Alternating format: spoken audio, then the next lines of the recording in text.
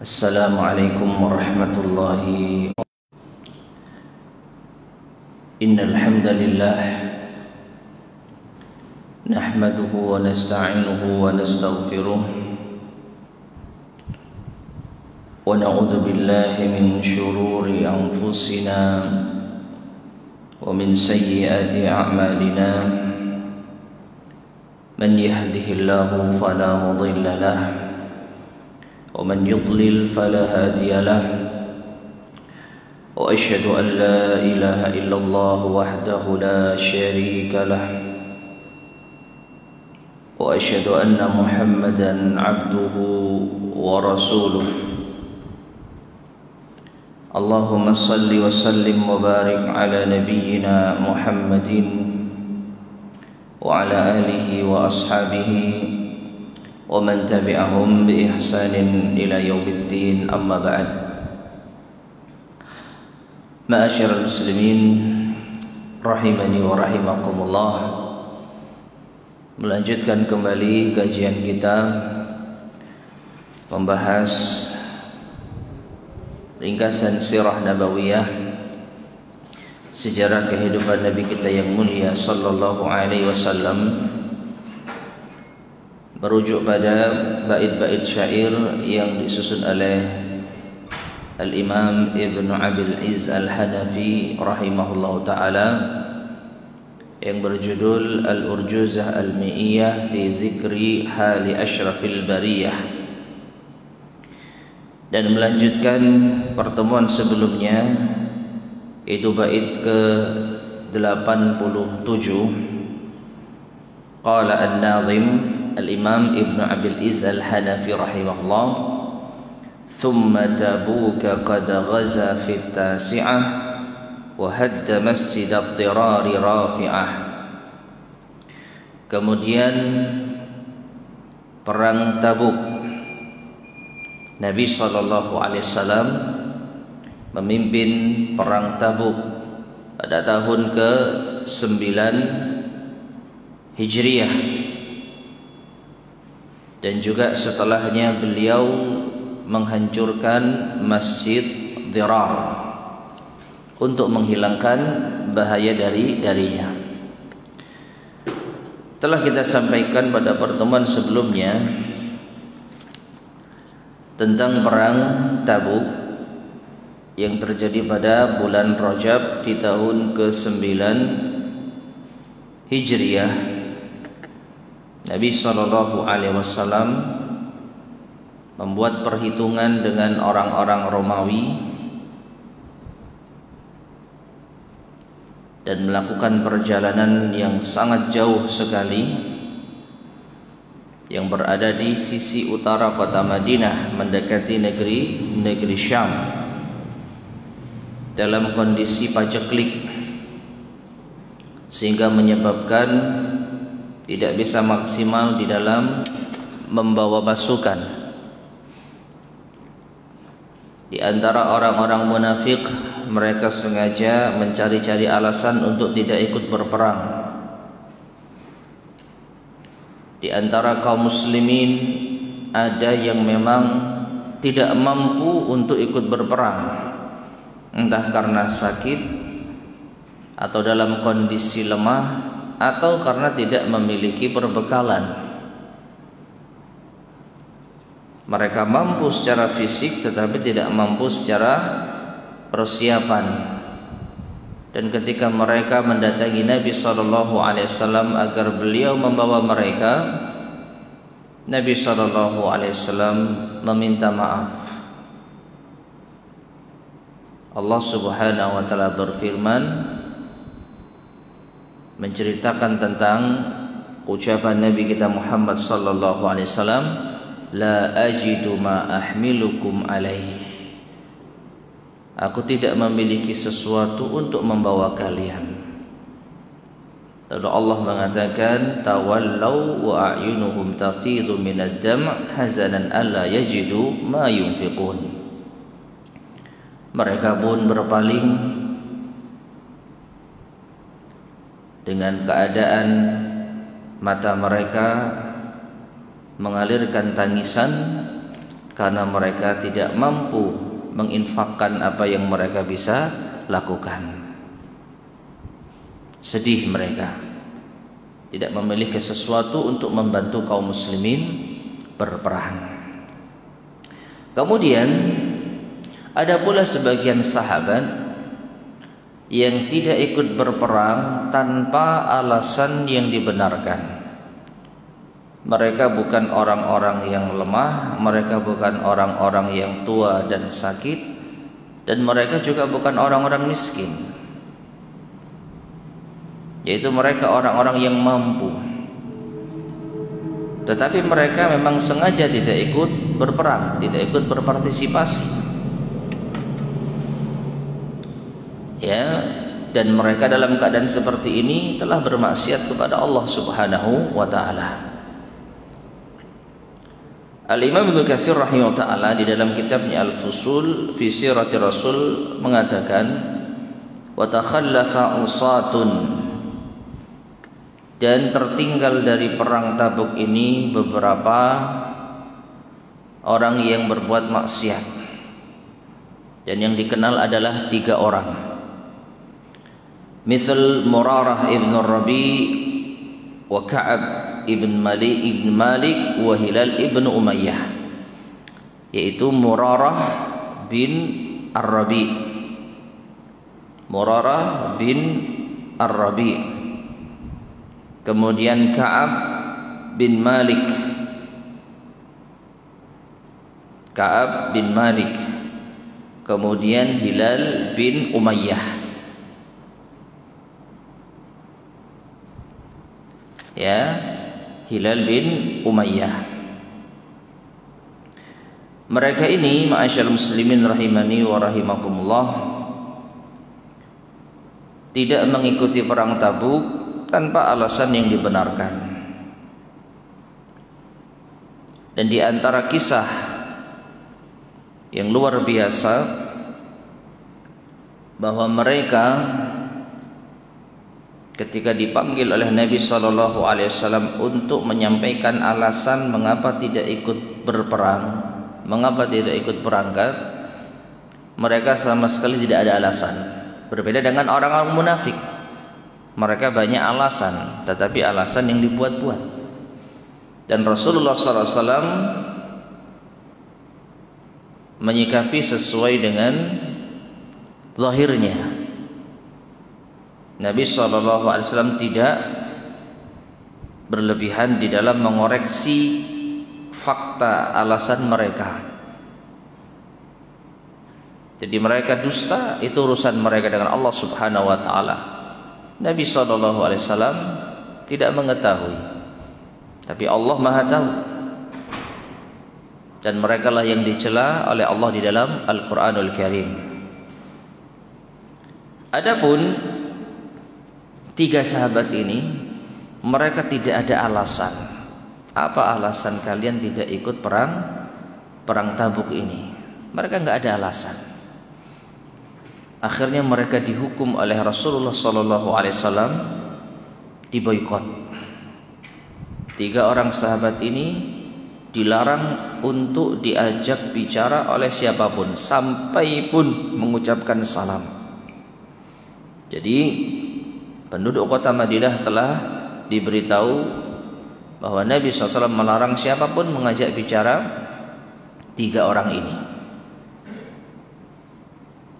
Di hari yang ke-40 pemboikotan ini, hukuman ditambah. Apa itu? Sampai pun istri mereka dilarang untuk mendampingi mereka. Jadi mulai hari ke-1 sampai yang ke-40 istri masih bisa menemani mereka, tapi seluruh kaum muslimin tidak boleh ada yang mengajak bicara mereka. Di hari ke-40 istri-istri mereka dilarang. Namun ada sahabat yang meminta uzur karena sudah tua, maka dikabulkan permintaan mereka. Istri mereka boleh mendampingi tapi tidak boleh mendekati. Tidak boleh mendekati. Adapun sahabat Ka'ab bin Malik, nah ini yang menjadi tokoh utama. Karena kisah Ka'ab bin Malik ini panjang, disebutkan oleh Imam Al-Bukhari di dalam sahihnya bagaimana kisah taubatnya Ka'ab bin Malik, ya, karena telah absen dalam perang Tabuk sehingga Allah menerima taubatnya. Kita tidak membacakan kisah beliau secara lengkap, namun kita sampaikan intinya. Jadi di hari ke-40 istrinya Ka'ab bin Malik pun meninggalkannya.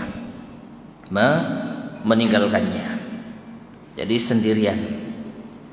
Ketika diberi saran, kenapa tidak meminta uzur kepada Rasulullah SAW? Barangkali Rasulullah bisa memberikan uzur bahwa istrimu tetap mendampingi. Ya. Maka Ka'ab bin Malik mengatakan, aku tidak akan meminta uzur kepada Nabi SAW. Terlebih Ka'ab bin Malik merasa sebagai seorang pemuda yang cukup kuat, bisa mandiri. Demi menghormati hukuman Rasulullah SAW, beliau rela untuk menjauhi istrinya. Bahkan sempat ditanya apakah ditinggalkan, maksudnya dicerai, maka dikatakan tidak, cukup menjauh saja. Maka Ka'ab bin Malik memerintahkan istrinya pulang ke rumah keluarganya dan meninggalkannya sendirian. Itu di hari ke-40. Akhirnya di hari yang ke-50 Allah Subhanahu wa taala menurunkan ayatnya dan menerima taubatnya. Menerima taubat Ka'ab bin Malik dan para sahabat yang lainnya.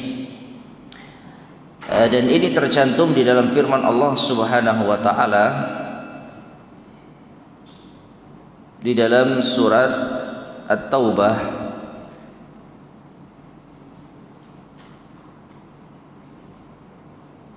ya, dalam surat At-Taubah ayat yang ke-117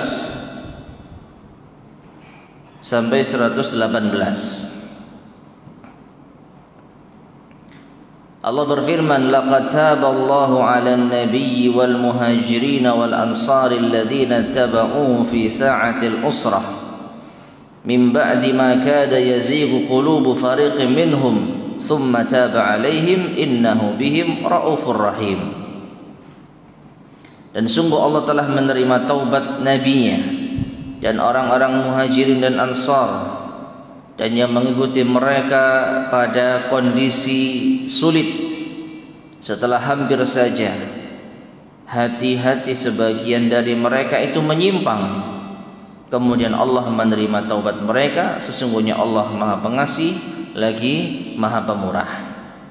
Wa 'ala tsalatsatil ladzina khulifu. Nah ini.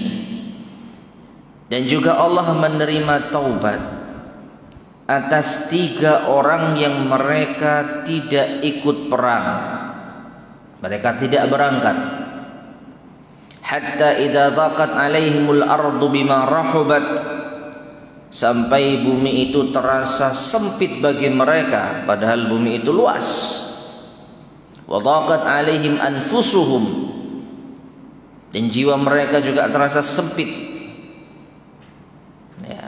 Wa dhannu annahum la malja'a minallahi illa ilaihi, dan mereka menyangka tidak ada jalan keluar, tidak ada yaitu solusi, tidak ada tempat berlindung dari Allah kecuali hanya menuju Allah. Tsumma taba 'alaihim liyatubu, kemudian Allah menerima taubat mereka agar mereka benar-benar bertaubat dengan yaitu baik.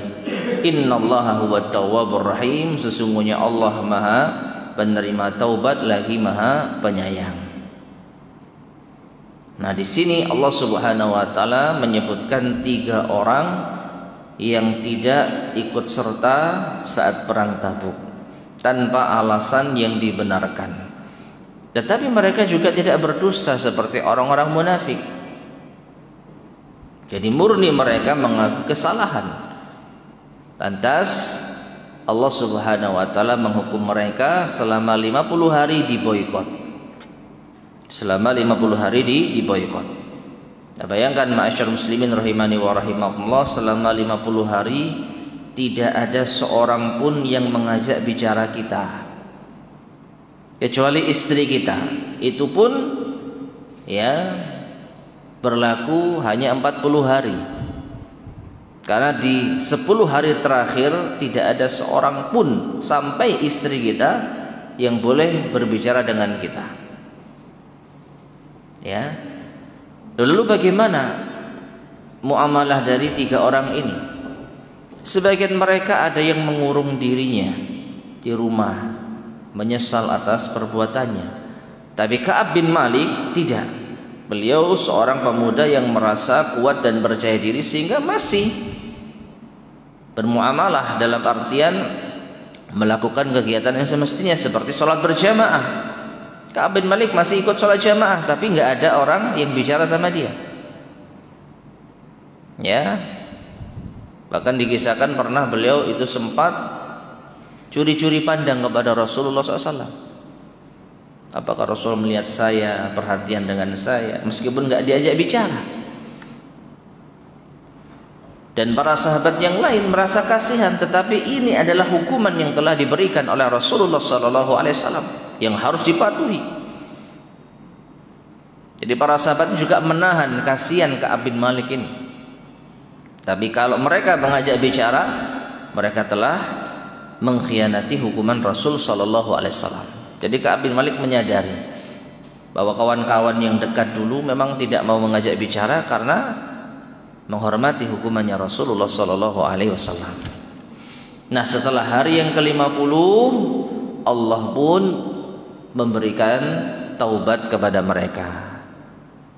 Ya, dan saat itu waktu menjelang subuh, Allah Subhanahu wa taala menurunkan taubatnya. Sehingga kaum muslimin setelah mendapatkan informasi itu bergegas menjadi orang yang pertama kali menginformasikan kepada Ka'ab bin Malik. Abisyir, ya, bergembiralah wahai Ka'ab bin Malik karena Allah telah menerima taubatmu. Wah, langsung Ka'ab bin Malik apa?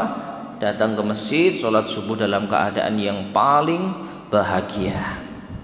Nah, Ka'ab bin Malik mengatakan setelah kejadian ini, ya Rasulullah, beliau berkata kepada Rasulullah SAW, ya Rasulullah, inna Allah Ta'ala innama anjani bisidqi. Wahai Rasulullah, sesungguhnya Allah Subhanahu wa Ta'ala telah menyelamatkanku dengan kejujuran. Wa inna min taubati alla uhaddisu illa sidqa. Dan di antara janji bukti dari taubatku ini, aku tidak akan berbicara kecuali jujur, ma baqaitu, semasa aku masih hidup. Jadi setelah ini aku berjanji tidak akan pernah berdusta. Ya. Dan beliau juga mengatakan, wa inni la arju an yahfadhani Allah Ta'ala fima baqi. Dan aku berharap agar Allah menjagaku di sisa-sisa umurku, di waktu yang tersisa. Hal ini ma'asyar muslimin rahimani wa rahimakumullah, karena sempat terbesit di benak Ka'ab bin Malik untuk berdusta. Ya. Jadi ketika orang-orang yang absen perang Tabuk dipanggil, masing-masing mengutarakan alasan-alasannya. Nabi SAW menerima alasan mereka secara zahir, adapun batinnya diserahkan kepada Allah Subhanahu wa Ta'ala. Dan di antara mereka ada yang diazab oleh Allah karena berdusta. Di antara mereka ada yang jujur, yaitu mereka tidak mampu ikut berperang. Di antaranya 7 orang yang telah kita sebutkan di pertemuan sebelumnya, yang dikenal dengan al-bakkaun, orang-orang yang menangis karena tidak bisa ikut perang. Ya, mereka mendapatkan uzur. Adapun 3 orang ini mereka tidak memiliki uzur, namun sempat Ka'ab bin Malik itu memiliki niatan untuk berdusta. Beliau merasa yakin, beliau merasa percaya diri, kalau saya bicara kepada Rasulullah SAW dengan menyampaikan alasan-alasan yang dibuat-buat, Nabi nggak akan tahu kok. Saya akan mampu meyakinkan Nabi SAW bahwa alasanku ini alasan yang dibenarkan. Tapi Ka'ab bin Malik merasa betul Nabi nggak tahu, tapi Allah maha tahu. Ya, bagaimana kalau seandainya Allah Subhanahu wa taala menyingkap kedustaannya kepada Nabi SAW? Tentu ini akan celaka. Maka dari itu Ka'ab bin Malik tidak berdusta. Demikian pula dengan dua sahabat yang lain, Murarah bin Rabi' dan Hilal ibn Umayyah. Mereka tidak berdusta. Jadi mereka pasrah, mengaku salah, tidak berangkat perang Tabuk dan siap menerima hukuman. Dan hukuman itu telah mereka terima, diboikot untuk tidak diajak bicara selama 50 hari. Ya. Nah, ini kisah yang luar biasa jamaah sekalian, karena di antara kisah yang disebutkan di dalam hadis yang diriwayatkan oleh Imam Al-Bukhari, ya, Ka'ab bin Malik mengalami beberapa ujian yang luar biasa saat mendapatkan hukuman tersebut. Hampir saja beliau itu tergoda, ya, untuk kembali murtad bersama dengan orang-orang musyrik karena merasa disia-sia oleh kaum muslimin. Namun akhirnya Allah memberikan keteguhan, dia tetap berada di atas Islam. Bahkan Ka'ab bin Malik merasa tidak ada hal yang lebih ia syukuri, yang membuatnya bergembira setelah hidayah Islam, melainkan Allah menerima taubatnya. Jadi rasa syukur yang paling beliau yaitu betul-betul merasakannya setelah hidayah Islam adalah Allah menerima taubatnya. Taib, ma'asyar muslimin rahimani wa rahimakumullah. Jadi ini diterima taubatnya Ka'ab bin Malik setelah pulang dari Tabuk, ya. Setelah pulang dari Tabuk, Nabi SAW yaitu menemui mereka dan menanyakan kondisi mereka, lalu memberikan hukuman kepada mereka selama 50 hari. Kita kembali tentang perang Tabuk. Imam Ibnu Katsir menyebutkan fasara sallallahu alaihi wasallam famarra fi tariqihi bil hijri. Ya. Jadi ketika Nabi sallallahu alaihi wasallam berangkat untuk perang Tabuk, beliau melalui daerah di tengah perjalanan itu yang bernama Al-Hijr. Daerah yang bernama Al-Hijr. Fa'amarahum an la yadkhulu alaihim buyutahum illa an yakunu bakin.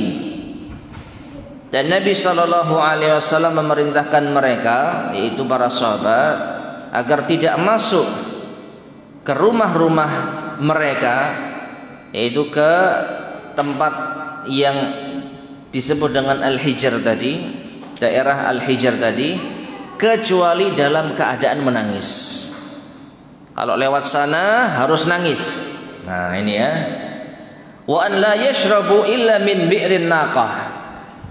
Dan Rasulullah SAW juga melarang para sahabatnya untuk minum air di daerah itu kecuali dari sumur yang dipakai untuk unta.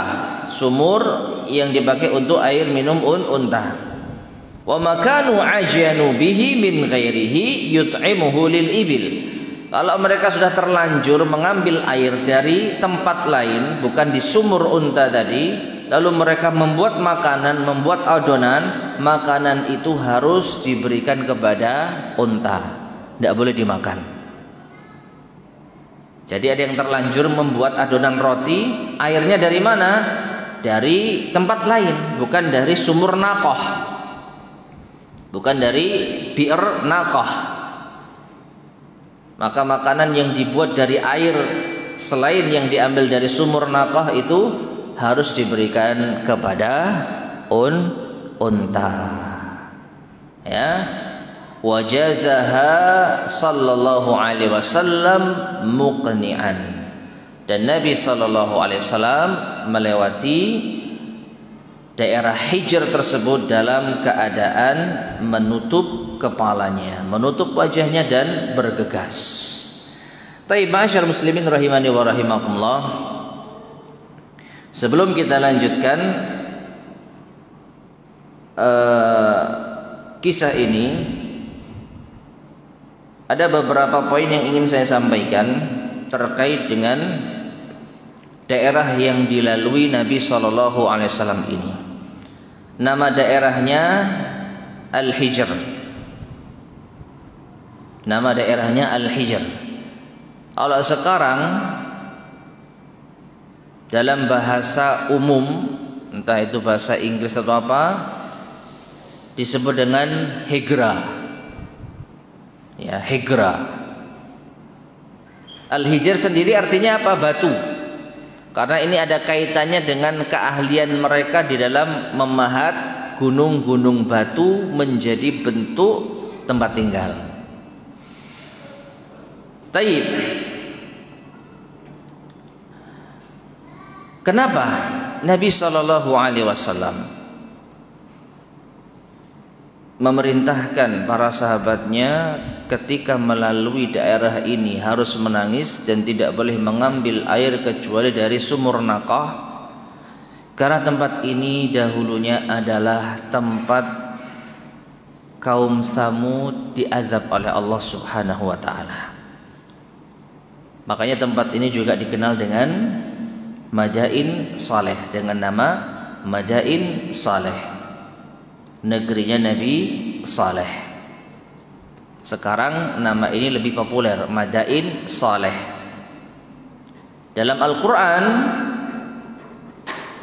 itu disebut dengan Al-Hijr. Ya, Allah Subhanahu wa taala berfirman di dalam surat Al-Hijr ayat 80-83, laqad kadzdzaba ashabul hijri al-mursalin, dan sungguh penduduk Hijr itu telah mendustakan para rasul. Wa atainahum ayatina fakanu anha mu'ridin, lalu kami berikan kepada mereka, kami datangkan kepada mereka ayat-ayat kami dalam keadaan mereka berpaling. Wa kanu yanhituna minal jibali buyutan aminin. Nah ini, yaitu dan mereka yanhitun, memahat, minal jibal, gunung-gunung batu, buyutan, untuk dijadikan rumah tempat tinggal, aminin, dalam keadaan aman. Jadi kaum Nabi Saleh itu dikenal dengan ahli di dalam memahat gunung untuk dibentuk menjadi rumah. Itu keahlian mereka. Tapi karena mereka mendustakan Nabi Saleh, mendustakan para rasul, fa akhadathhumus sayhatu musbihin, Allah pun mengazab mereka dengan suara keras di pagi harinya. Kita tidak membahas tentang bagaimana kisah kaum ini diadab oleh Allah Subhanahu wa taala. Namun yang menarik di sini, situs peninggalan mereka itu masih ada di zaman Nabi SAW dan sampai sekarang. Maka sedikit kita ulas tentang yaitu Madain Saleh ini ya. Jadi Madain Saleh yang dulu dikenal dengan Al-Hijr. Al-Hijr kalau di peta, di map itu dikenal bukan dengan Hegra, adalah sebuah situs sejarah yang berada di Jazirah Arab. Ya, dia berada di sisi barat laut dari kerajaan Saudi Arabia kalau sekarang. Sisi barat laut dari kota Madinah. Dan dia masuk di provinsi Al-Ula. Al-Ula yang ikut kawasan Madinah. Ya, Madinah kota Nabi SAW. Jadi Madinah itu sekarang memiliki wilayah yang sangat luas Dan Madain Saleh itu berada di provinsi Ula, dan Ula sendiri itu masuk kawasan Madinah. Ya.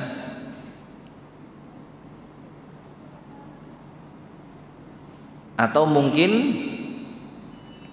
kalau kita anggap Madinah sebagai provinsi, Al-Ula itu salah satu ya kabupatennya mungkin ya, atau salah satu distriknya. Madain Saleh ada di distrik itu, ada di kabupaten itu. Ya.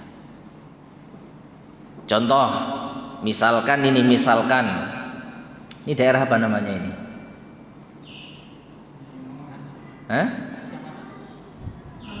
Mangunarjo ya. Anggaplah Madinah itu Jawa Timurnya, memiliki wilayah yang sangat luas. Nah, di wilayah Jawa Timur ada kota yang namanya Probolinggo, kabupaten atau kota Probolinggo. Nah, Madinah memiliki salah satu kota ataupun kabupaten namanya Al-Ula. Nah, di wilayah Al-Ula ini kalau kita samakan di wilayah Probolinggo, ada suatu tempat, suatu situs yang di situ dikenal dengan nama daerah Al-Hijr atau Hegra, atau sekarang dikenal dengan Madain Saleh. Nah, entah di mana. Kalau katakan di Probolinggo ada beberapa tempat ya, bukan kabupaten, mungkin kecamatan ya. Itu salah satunya Kecamatan Mangunharjo mungkin. Ya, jadi seperti itu. Jadi Madain Saleh ada di Kabupaten Al-Ula. Al-Ula sendiri masuk wilayah provinsi Madinah. Nah, jaraknya sangat jauh sekali ma'asyar muslimin rahimani wa rahimakumullah. Ya, ada yang mengatakan kurang lebih 400 sekian kilometer. 400 sekian kilometer.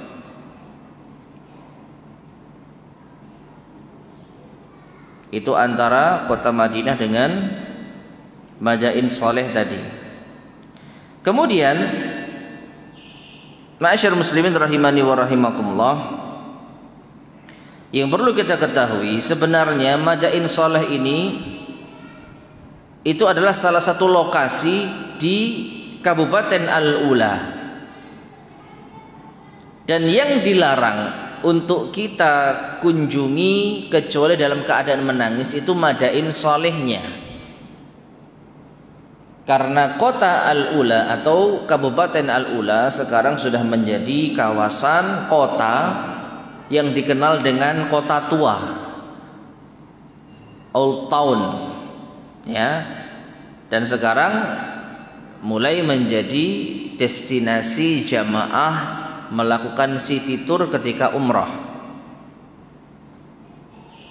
Jadi umrah plus Ula. Kalau Taif kan sudah umum ya, umrah plus city tour Taif, umrah plus city tour Badar. Nah, ini ada umrah plus city tour Al-Ula. Nah, di Al-Ula itu ada suatu tempat yang namanya Al-Hijr atau Hegra atau Madain Saleh. Nah, di tempat itulah Nabi SAW pernah melintas dan memberi peringatan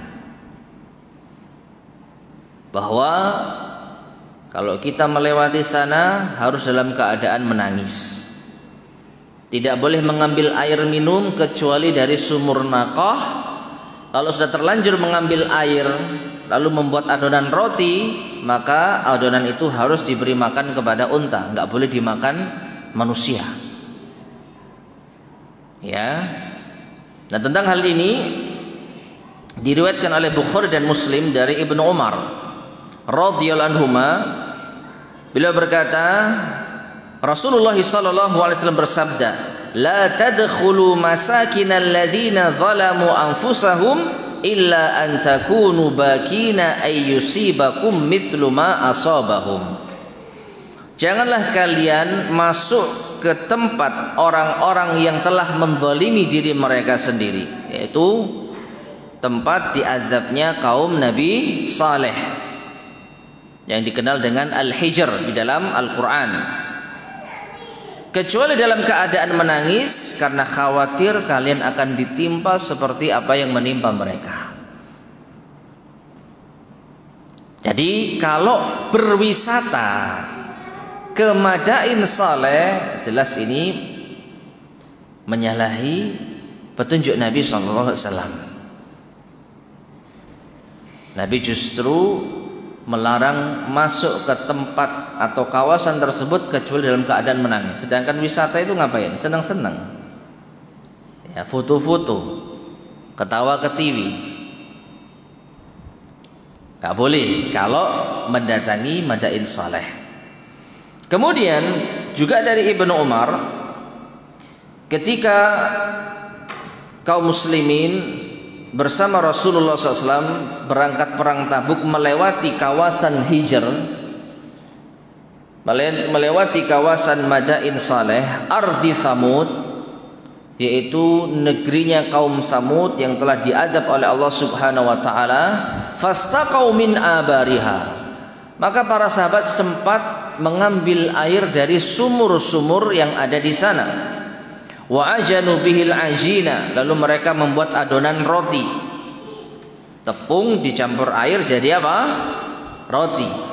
Fa amarahum Rasulullah sallallahu alaihi wasallam an yuharriqu atau an yahriqu ma istaqau. Maka Rasulullah SAW memerintahkan mereka untuk yaitu menuang kembali apa yang telah mereka ambil airnya. Jadi air yang sudah diambil dituang kembali. Lalu adonan roti yang sudah dibuat wa ya'liful ibila al-ajin, itu diberikan kepada unta. Wa amarahum an yastaqu minal bi'ri allati kanat tariduha an-naqah. Dan Nabi SAW memerintahkan mereka untuk mengambil air dari sumur yang dijumpai oleh unta, sumur unta. Jadi sumur yang ditemukan oleh unta. Nah, jadi hanya sumur itu saja yang boleh dipakai untuk air minum. Ya. Nah, ma'asyar muslimin rahimani wa rahimakumullah. Ini menunjukkan kepada kita bahwa Madain Saleh itu termasuk di antara tempat yang dilarang untuk kita kunjungi bukan dalam keadaan menangis dan takut kepada Allah Subhanahu wa taala. Meskipun sekali lagi bedakan antara Madain Saleh dengan Al-Ula. Tadi kita sudah sampaikan, katakanlah Madinah itu Jawa Timur, Probolinggo itu Al-Ula, lalu Madain Saleh itu salah satu dari kecamatan di Probolinggo, ya, dilarang kita ke kecamatan A. Apakah berarti kita dilarang untuk datang ke Probolinggo? Misalnya ada larangan, ya, masyarakat tidak boleh datang ke kecamatan A. Apakah berarti kita tidak boleh mendatangi kota Probolinggo? Bukan berarti demikian. Selama kita tidak mendatangi kecamatan A, maka kita diperbolehkan untuk mendatangi Probolinggo. Demikian pula apalagi Al-Ula itu diantara tempat strategis yang biasa dilewati oleh para musafir, ya, orang-orang yang melintas melewati Al-Ula, entah itu menuju Syam atau sebaliknya dari Syam ke kota Madinah. Dan sekarang kita bisa melihat di maps, ya, bahwa Al-Ula itu sudah menjadi sebuah kota yang, ya, termasuk kota yang cukup menarik yang banyak didatangi oleh wisatawan. Jadi kalau mendatangi Al-Ula, wallahu a'lam bishawab, setahu saya diperbolehkan. Yang tidak boleh mendatangi situs Madain Saleh, ya, Madain Saleh itu yang tidak diperbolehkan. Memang tidak kita pungkiri jaraknya itu apa? Ya, lumayan dekat. Nah, Nabi SAW ketika perang Tabuk itu melewati Madain Salehnya. Taib. Kemudian ma'asyar muslimin rahimani wa rahimakumullah, di antara hikmah kenapa kita dilarang untuk melewati madain saleh kecuali dalam keadaan menangis, terdapat keterangan dari situs turar.net ya, li'anna dakhila dara qaumin uhliku bi khasafin aw adzabin, karena orang yang masuk di suatu daerah, kawasan, kaum yang diazab oleh Allah Subhanahu wa taala, idza lam yakun baqiyan, kalau dia tidak dalam keadaan menangis, imma syafaqatan alaihim wa imma khaufan min hululin mislihi bihi, kana qasiyal qalb qalilal khusyu'. Kalau kita datang ke sana bukan dalam rangka menangis, takut mendapatkan azab semisalnya, berarti hati kita hati yang keras. Qalilal khusyu', memiliki sedikit rasa khusyuk. Fala ya'manu idza kana hakadha an yusibahu ma asabahum, maka orang semacam ini tidak akan aman dari menimpa sesuatu seperti yang telah ditimpakan kepada kaum Nabi Saleh tersebut. Ya. Jadi orang yang beriman ketika mengetahui ini adalah daerah yang pernah menjadi tempat kaum Nabi Saleh diazab, lalu tidak ada terbesit di dalam dirinya ketakutan, tidak terbesit di dalam dirinya itu rasa ngeri, bahkan mungkin bisa sampai menangis, berarti orang ini hatinya apa? Keras. Kalau orang hatinya keras, maka ia terancam akan mendapatkan azab yang serupa. Nah, jadi ma'asyarul muslimin rahimani wa rahimakumullah, ini diantara kejadian ketika Nabi SAW berangkat perang Tabuk, sempat melintas di daerah yang bernama Al-Hijr. Ya, itu bahasa Al-Quran ya, Al-Hijr, Ashabul Hijr, orang-orang yang memiliki keahlian di dalam memahat apa? Batu. Ya, keahlian memahat batu. Lalu mereka diazab oleh Allah Subhanahu wa taala karena durhaka kepada Nabi Saleh alaihissalam. Kemudian kita lanjutkan penjelasan Imam Ibnu Katsir. Fa balagha Tabuk sallallahu alaihi wasallam. Maka akhirnya Rasulullah sallallahu alaihi wasallam pun sampai ke Tabuk. Wa fiha ainun tabiddu bi syai'in minal ma'i qalil. Dan di sana beliau mendapati mata air yang memancar kecil, jadi tidak apa? Banyak. Fakathurat bi barakatihi, tetapi menjadi banyak pada akhirnya dengan keberkahan Nabi sallallahu alaihi wasallam. Jadi ada mata air yang memancar itu kecil, tetapi dengan keberkahan dari Nabi sallallahu alaihi wasallam menjadi banyak. Ma syuhida min barakati du'aihi fi hadhil ghazwah. Demikian pula terdapat keberkahan yang disaksikan di saat terjadinya perang Tabuk ini, min taksiri ta'am alladzi kana hasilul jaisi jami'uhu minhu miqdaral anzil barikah, berupa makanan yang menjadi banyak yang dikumpulkan oleh para pasukan dari sisa-sisa yang ada, itu sebesar kambing yang sedang duduk. Fada Allah azza wa jal. Lalu Nabi sallallahu alaihi wasallam berdoa kepada Allah azza wa jal, fa akalu minhu wa mala'u kulla wi'ain kana fi dzalikal jais. Lalu mereka makan dari kumpulan makanan yang tadi sudah diberikan berikan oleh para pasukan, lalu masing-masing bisa memenuhi tempat-tempat makan mereka, wadah-wadah mereka. Ya. Demikian pula wa kadza lamma atashu Allah taala faja'at sahabatun fa amtarat. Ketika para sahabat itu kehausan, Rasulullah sallallahu alaihi wasallam berdoa kepada Allah taala, tiba-tiba datanglah awan lalu menurunkan air hujan. Fasyaribu hatta rawaw wahtamalu. Mereka pun bisa minum hingga kenyang, lalu menampung di tempat-tempat minum mereka. Thumma wajaduha lam tajawaz al-jaishu. Kemudian mereka pun menjumpainya dan tidak menjumpai perang. Artinya, ma'asyarul muslimin rahimani wa rahimakumullah, ketika pasukan sampai di daerah Tabuk,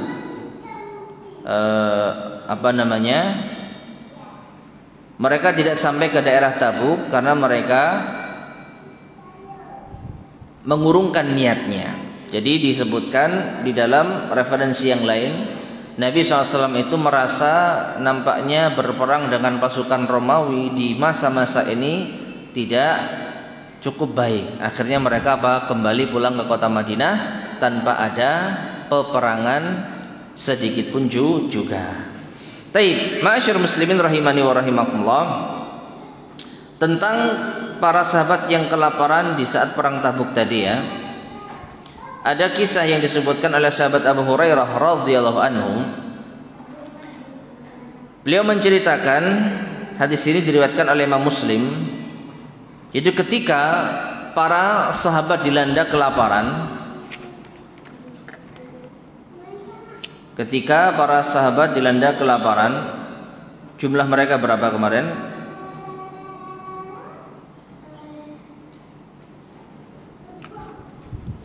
Salasina alf. Nah ini 30.000.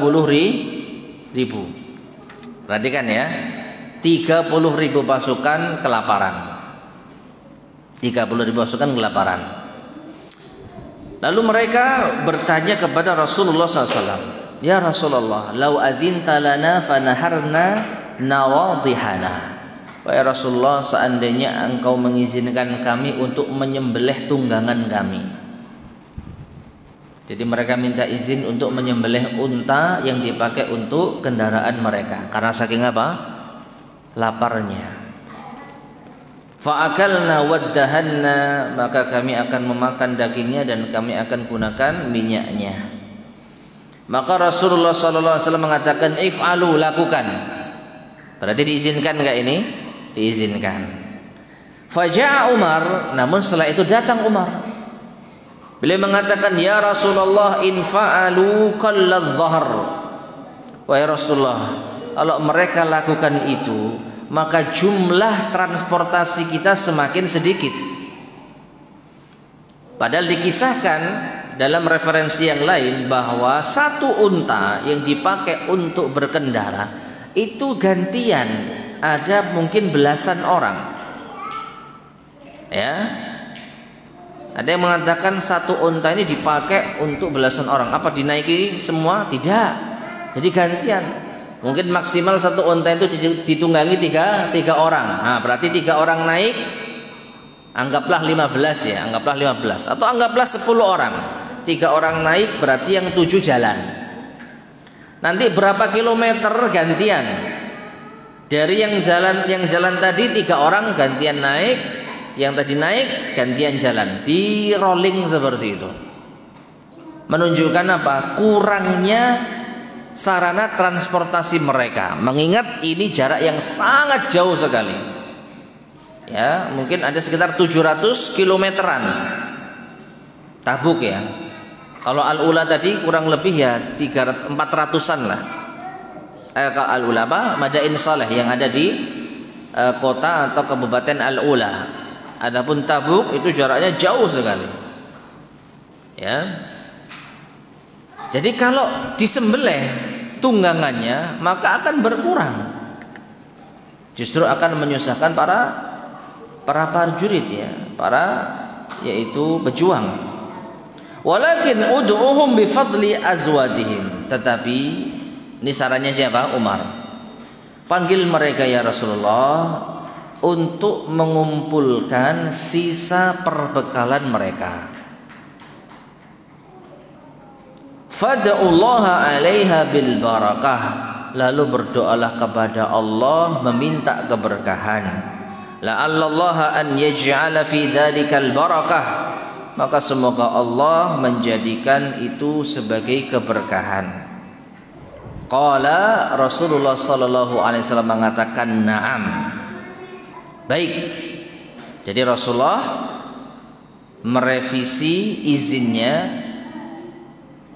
Yang awalnya boleh untuk menyembelih hewan tunggangan, sekarang tidak boleh, tapi gantinya apa? Kumpulkan seluruh makanan yang tersisa. Kemudian Nabi SAW meminta untuk diambilkan sebuah wadah yang terbuat dari kulit untuk dibentangkan. Kemudian orang-orang yang memiliki sisa perbekalan diperintahkan untuk meletakkan sisa makanan mereka di wadah kulit tersebut. Faja'ala ar-rajulu yaji'u bikaffi dzurrah atau dzarrah. Ada orang yang membawa sisa makanan satu kaf, satu genggam berupa biji-bijian. Wa yaji'ul akhar bikaffi tamr, ada yang membawa sisa makanan hanya satu telapak tangan berupa tamr, yaitu kurma. Wa yaji'ul akharu bikasrah, ada yang membawa kasrah, remah-remah, patahan-patahan roti. Ya, hatta ijtama'a 'ala an-nad'i min dzalik syai'un yasir, hingga terkumpul di wadah kulit tadi yang sudah dibeber, ya, itu hanya sedikit saja. Hanya sedikit apa saja. Kemudian Abu Hurairah radhiyallahu anhu mengatakan, fahazartuhu fa idza huwa qadra rabdatil anzi ka qadriha wa hiya jalisah. Lalu aku melihat tumbukan makanan yang sudah dituangkan tadi, ya, satu orang bawa satu telapak tangan, mungkin ada yang kurang dari itu. Dari berapa? Dari 30.000 pasukan. Ya mungkin ada yang tidak punya sisa perbekalan. Nah, yang punya sisa itu disuruh ngesok, disuruh menuangkan. Ternyata hanya terkumpul, kalau dilihat secara volume, seperti seekor kambing yang sedang duduk. Kalau 5 orang mengumpulkan makanan, dituang, lalu berbentuk satu ekor kambing yang masih duduk, banyak. Ini 30.000 orang. Bayangkan, ya? Kambing guling yang utuh dimakan satu masjid, ini mungkin kurang. Ini satu masjid ini berapa orang ini? Sak meniki pira? 100 lebih ya? 100 orang ada? Masjid ini kalau penuh? Ada 100. Kambing guling cuma satu. 100 orang makan, ya habis. 30.000. Bayangkan, 30.000 pasukan disuruh menuangkan sisa perbekalan mereka, cuma terkumpul setinggi satu ekor kambing yang duduk. Jadi gundukan yang sangat apa? Kecil. Jika dilihat dari jumlah pasukan yang apa? Yang kelaparan. Maka Nabi SAW kemudian berdoa meminta keberkahan kepada Allah.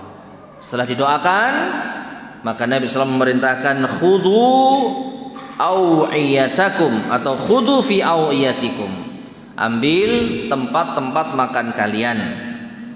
Maka para sahabat pun mengambil tempat-tempat makan mereka.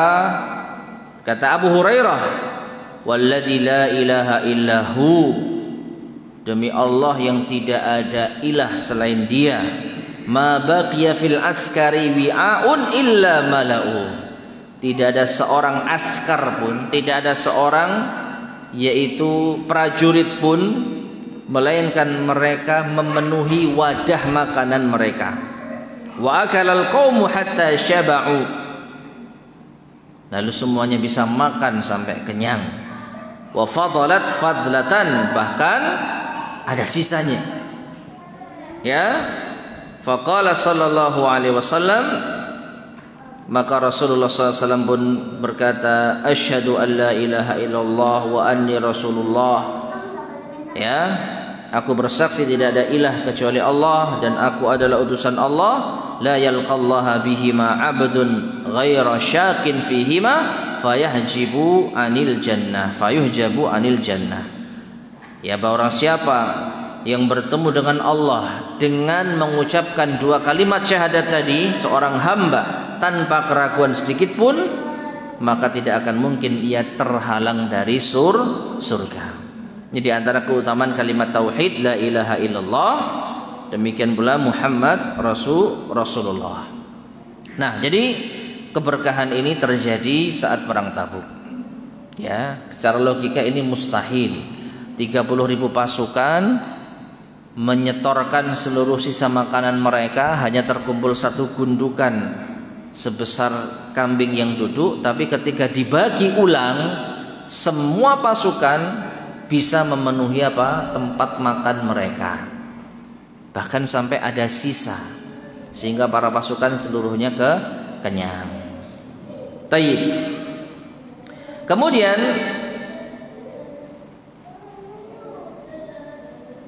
walam bantaha ila hunaka lam yalqa aduan. Ketika Nabi SAW sampai di tempat itu, maka beliau tidak menjumpai musuh. Wa ra'a anna dukhulahum ila ardi Syam hadhihi sanah yashuqqu alaihim. Dan beliau memandang bahwa masuknya mereka ke negeri Syam, mereka datang ke Tabuk di tahun itu adalah hal yang berat. Azima ala ruju atau azama ala ruju, beliau pun bertekad untuk kembali. Ya, beliau pun bertekad untuk kembali. Dan di saat itu beliau sempat mengadakan perjanjian damai dengan Yuhannah ibn Ru'ab sahib Ailah. Ya, di daerah sana ada pemimpin yang beragama Nasara, itu diajak damai oleh Nabi SAW. Ya, yang bernama Yuhannah bin Ru'bah, salah satu yaitu tokoh dari orang Nasara yang tinggal di sana. Ya, tujuannya apa? Ya, setidaknya mereka tidak menyerang kaum muslimin. Nah, baru kemudian ma'asyar muslimin rahimani wa rahimakumullah, wa ba'da ruju'ihi, setelah Nabi pulang ke kota Madinah dan menyelesaikan urusan tadi taubat, yaitu taubatnya 3 sahabat yang tadi kita sebutkan, amara bihadmi masjid Dirar. Beliau memerintahkan untuk menghancurkan masjid Dirar. Menghancurkan masjid Dirar. Ya. Wa kana qad ukhrija min dari Khidam bin Khalid. Itu dikeluarkan dari tanahnya Khidam bin Khalid. Wa hadamahu bi amri Rasulillah sallallahu alaihi wasallam Malik ibn ad-Duhshum akhu Bani Salim, ahadu rijali Badrin, wa akhar ma'ahu ukhtulifa fi. Dan atas perintah Rasulullah SAW, Masjid Dirar ini dihancurkan, dirobohkan oleh Malik bin Duhshum, sahabat dari Bani Salim, salah seorang pejuang Badar. Ya. Dan satu lagi diperselisihkan namanya. Dan Masjid Dirar ini adalah al-masjidul ladzi nahallahu rasulahu an yaquma fihi abada. Masjid yang Rasulullah sallallahu alaihi wasallam dilarang untuk sholat di sana selama-lamanya. Ya, selama-lamanya. Ini terdapat di dalam surat At-Taubah ayat yang ke-107 sampai 110. Allah berfirman, la taqum fihi abadan. Wahai Muhammad, jangan engkau sholat di Masjid Dirar selama-lamanya. Karena Masjid Dirar itu masjid yang dibangun oleh orang-orang munafik untuk memecah kaum muslimin, ya, untuk memecah persatuan kaum muslimin. Maka mereka minta Rasulullah untuk apa? Sholat di sana, supaya kaum muslimin juga apa? Ikut sholat di sana.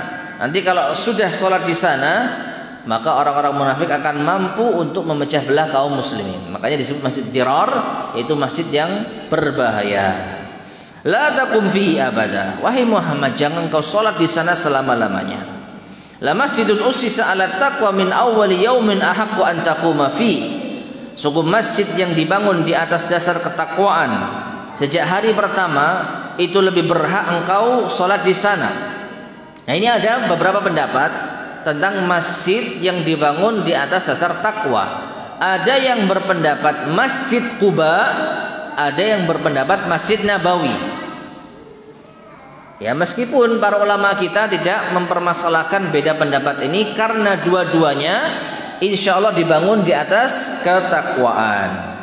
fihi rijalu yuhibbuna ayyatatahharu wallahu yuhibbul muttahhirin. Di masjid takwa itulah, yang dibangun di atas takwa itulah, ada para lelaki yang mereka ingin untuk mensucikan diri, dan Allah mencintai orang-orang yang mensucikan diri. Ya, afaman assasa bunyanahu ala taqwa minallahi wa ridwanun khairun amman assasa bunyanahu ala syafa jurufin fanhara bihi fi nari jahannam wallahu la yahdil qaumadh dhalimin. Ya, apakah orang yang membangun masjid di atas ketakwaan dari Allah dan mengharap ridha Allah itu lebih baik dibandingkan orang yang membangun atas yaitu syafa jurufin har, yang ada di tepi kehancuran, fanhara bihi fi nari jahannam, maka ia akan hancur dan runtuh di neraka jahannam, dan Allah tidak memberi hidayah bagi kaum yang zalim. Ya, nah dan seterusnya. Jadi ma'asyar muslimin rahimani wa rahimakumullah, Masjid Dirar akhirnya dihancurkan atas perintah Rasul sallallahu alaihi wasallam. Dan yang terakhir, wa kana ruju'u min hadhil ghazwah fi Ramadan min sanati tis'in. Kembalinya Rasulullah sallallahu alaihi wasallam dari perang Tabuk itu pada bulan Ramadan tahun 9 Hijriah. Wa anzalallahu fiha amata surati Taubah, dan Allah menurunkan secara umum surat Taubah pada saat perang Tabuk itu.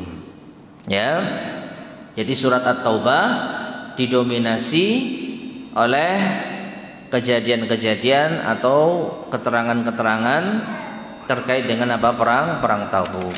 Ya. Wa ataballahu azza wa jalla ala man takhallafa anhu sallallahu alaihi wasallam, dan Allah mencela orang-orang yang tertinggal dari perang Tabuk tersebut. Nah ini ma'asyar muslimin rahimani wa rahimakumullah, penjelasan terakhir dari perang Tabuk. Demikian pula dihancurkannya Masjid Dirar. Insyaallah akan kita lanjutkan pada kesempatan berikutnya bait yang ke-88 tentang hajinya kaum muslimin bersama dengan sahabat Abu Bakar As-Siddiq radhiyallahu taala anhu. Wallahu taala alam bissawab. Baik ma'asyar muslimin rahimani wa rahimakumullah, kita cukupkan kajian kita di sore hari ini. Mudah-mudahan bermanfaat. Kurang lebihnya saya mohon maaf. Kita akhiri. Subhanakallahumma bihamdika asyhadu an la ilaha illa anta astaghfiruka wa atubu ilaik. Alhamdulillahirabbil alamin. Assalamualaikum warahmatullahi wabarakatuh.